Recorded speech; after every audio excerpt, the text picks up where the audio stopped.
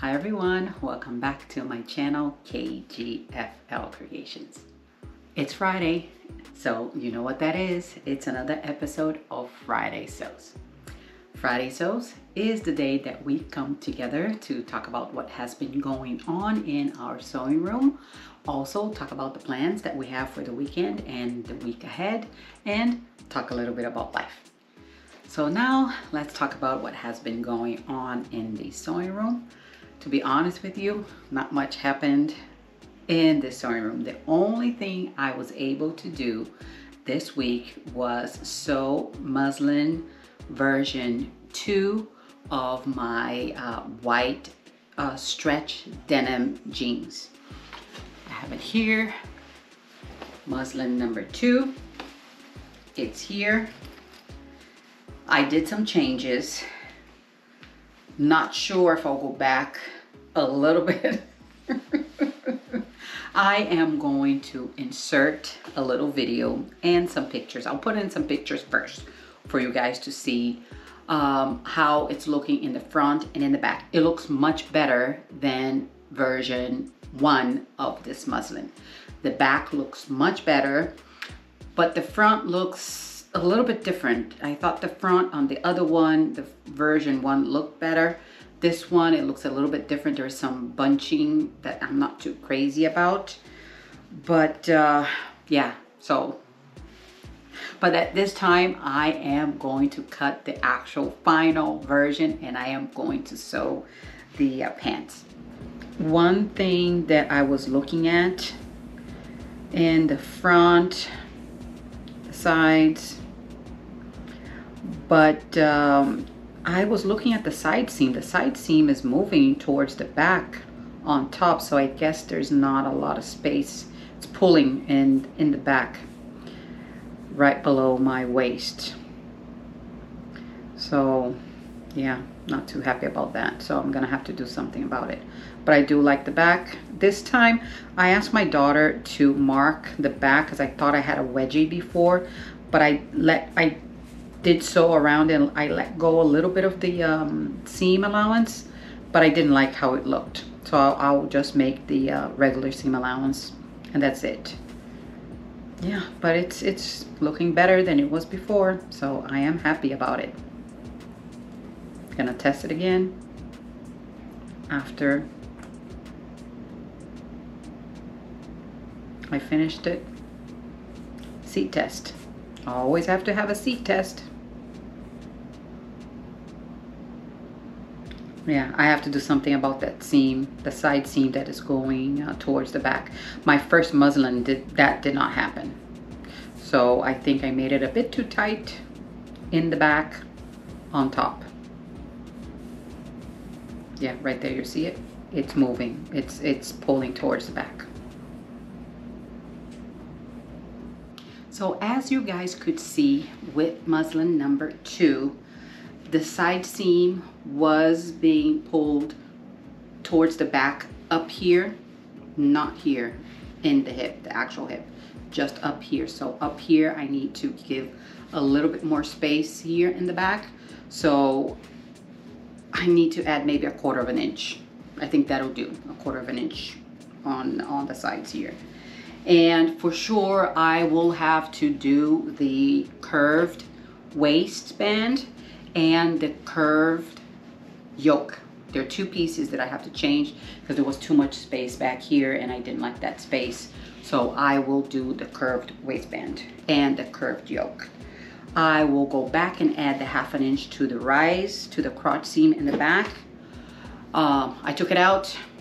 I thought it was too much, but now that I sat down and I felt that it gaped too much back here and it was a bit too low. It's too low for me. It is uncomfortably low. But other than that, going good. I am happy about muslin number 2. Now I am going to cut the pants. I'm not going to do any more muslins. The way it comes out, it's the way it's going to come out. That's it. So yeah, I'll cross my fingers that I can get to that this weekend. I always forget to talk about what I'm wearing. This is one of my many Classic Tee by Love Notions. This fabric was a fabric from a Walmart bundle. It's nice and hefty knit fabric from Walmart, and I really like this this t-shirt here. Now let's talk about the plans that I have for this weekend. Plan number 1 is to cut the white stretch denim so I can start on my Legato jeans and see if I can do that. And yeah, so that's plan number 1. I have some other things that I need to do. As you can see, I am still in here. Yeah, I am still in here. My husband keeps telling me that he's only waiting on me, that I have to give him the green light so we can just take everything out of here. But I asked him, I told him I just need to make, after this one video, I need to make one more video in here, and then after that I'll let him just take everything down. We can start disassembling everything here so we can paint and then put the Murphy bed up. So after this next video, another video, I have to see where I'm gonna make my videos. I have no idea. I think I'll make it in my bedroom. I think it'll work okay in there, because I think I'm going to put one of my sewing machines in there so I can sew. Now let's talk a little bit about life. Not much has been going on. I didn't have much time to sew last weekend. Saturday morning, I did go out. I did go to an actual fabric store. The fabric store is called Cynthia's Fine Fabrics. The fabric store is about, I would say maybe 20 minutes away from me. I was looking for a place where I could take my daughter's new, it's about a year old, her sewing machine for repair. Every time I would use it, I would get an error message in the little LCD saying that I needed to rethread the top thread. And I did it. I would rethread it and rethread it and rethread it, and the little error would pop up and keep going and keep going. It would sew and stop, sew and stop, sew and stop. So there's something wrong with the machine. I went to one place and the guy's like, no, we don't do any computerized machines. We only do old versions of just the mechanical machines. That's what the guy told me. So I was searching online and I found this place. I called and they said, oh yeah, we take everything. Old mechanical machines, computerized machines, we don't discriminate against any machines. So I'm like, okay. But the only thing is that they close during the week. They close at 5.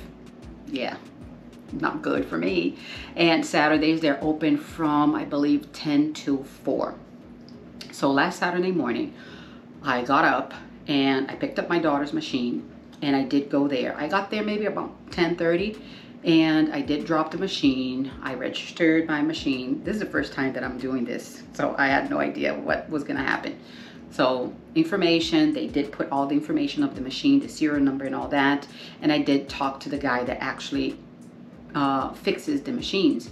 I told him what was happening, and then he opened the side, and he looked inside and he's like, oh, I think I know what it is.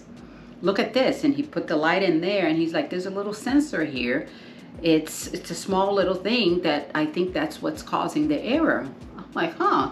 I would have never, I thought it was a problem with the actual computer.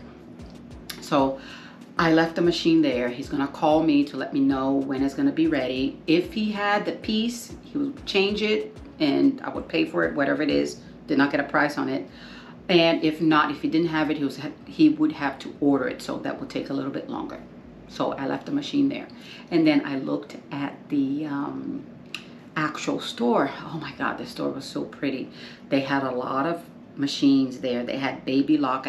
The guy told me that they are a Baby Lock and FAF representatives. So that was not good. I did look at the machines. Good thing is that I was not alone. My husband was with me, so I could not spend any money. But I did buy some fabric. I just bought one piece of fabric and I'll show it to you guys now. So this is the fabric that I purchased. It's actually inside out. This is a 100% rayon viscose.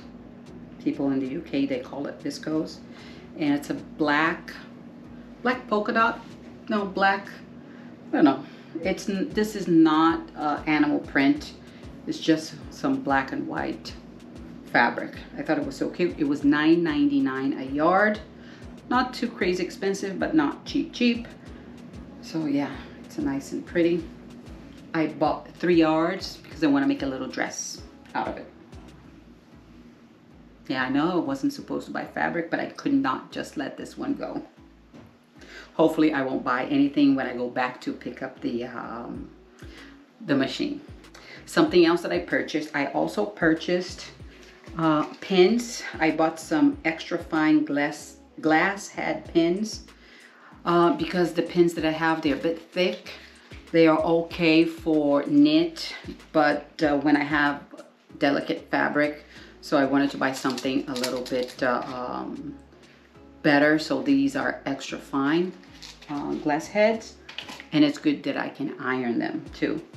And I thought this was so cute. I had to buy this. This is a pin cushion, but I won't be using it as a pin cushion. It's a little mannequin. This is so cute. And I told my husband, once I have this painted and I have some stuff on the wall, I'll just put it. This is just, to me, this will be just decoration. That's it. It is so cute. But it is a pin cushion. And it would just stay, I don't know if you can see it there. Just right there. I put it on a shelf or something, you know, back here once I have everything done. Yeah, so that's all that I have purchased. Thank God, didn't purchase much. So that's it. That's all I have for you guys today. And if you liked this video, please hit that like button below. And if you can please subscribe, it will mean a lot to me. I will see you on my next video. My next video is going to be a special video. That is all I'm going to say. So stay tuned. Bye.